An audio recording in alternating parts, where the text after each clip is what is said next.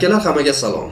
Odatda men videolarimda birorta odam haqida gapirsam, bu odam kimligini aytmayman. Lekin bu safar xalq o'z qahramonlarini bilishi kerak. Chunki targ'ibot noto'g'ri bo'lyapti. Ko'ring mana bu videoni. Xotin qo'lida tur kimga aytiladi? Sizni fikringiz qanaqa? Iltimos kommentariy yozib bering. Ungacha biz Said Abror domladan fikr so'raymiz. Assalomu alaykum. Domla, xotin qo'lida kimga aytiladi? Xotin qo'li deb o'zi uyda bola qarab o'tiradigan, xotini Turkiyada, Dubayda, Rossiyada va boshqa joylarda, umuman o'zimizda bo'lsa ham ishlab pul topib, uni puliga yashaydigan, uni xizmatini qilib, uni puli orqali yeb ichib, kiyinib, choyxona yurib, qimmat mashinalarda minib yuradiganlarni men xotin qo'li deb atayman. Bay. Bunaqangi hali fikrlar eshitmagandik. Bay. Mana bir maqtab qo'yay. Bay. Bir amakizga kuchingizni ko'rsatib qo'ying, polvon bola degim kelyapti-yu, endi mayli. Maqsadga o'taylik. O'zini jinsini manfaatlarini chekkaga chiqarib, boshqa jinsni manfaatlarini ustun qo'ygan erkakni xotinda quli deydi. Hayoti davomida hech qayerda ishlamasdan faqat ayollarning puliga yashab yurgan erkaklarni alfons deydi. Men bunaqalarni hayotimda ko'rmaganman. Lekin internetda ko'rganlarimni odatda qamashgan. Eng qiziqarli joyi, agar ayol kishi mana shunaqa ish qiladigan bo'lsa, bu jinoyat emas. Dunyoda millionlab ayollar mana shu ishni qilib yurishadi. Lekin alfons xotinda quli bo'lmaydi. Tak, endi o'zi uyda o'tirib, xotinini Dubay, Turkiyalarga jo'natayotgan erkaklar, bular dayuslikka qarab ketayotgan erkaklar bular.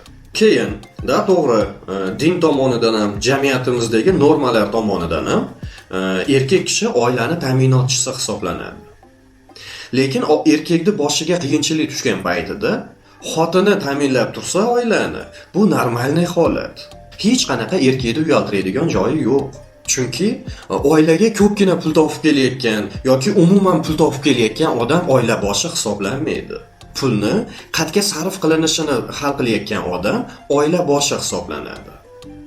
Xuddi shunday, agar xotiningiz bilan birorta joyga boradigan bo'lsangiz yoki yaxshi ko'rgan qizingiz bilan birorta restorangami yo aylangani birorta joyga borgan bo'lsalaring, u ham pul to'lasa hech narsa qilmaydi, bu normalniy holat.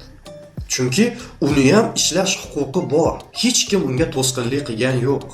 Agar xotini eriga birorta qimmatroq sovg'a qiladigan bo'lsa, даже mashina, uy podarka qilib boradigan bo'lsa ham, bu normal holat.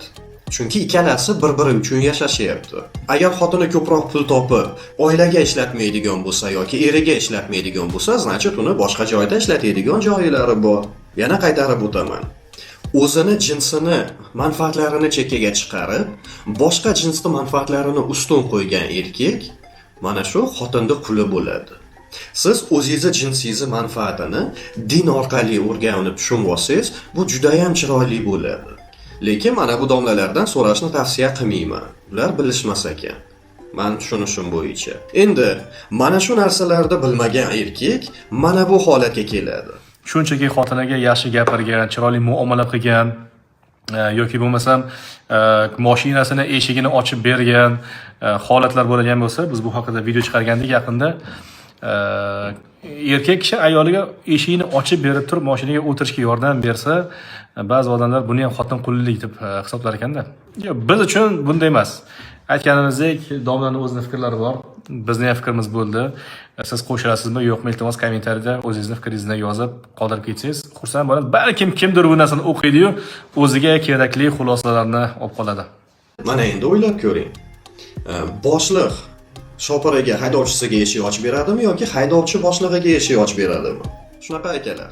Sizlar nima deb o'ylaysizlar? Kommentariyga yozinglar. O'zlaringiz ehtiyot qilinglar. Ko'rishguncha.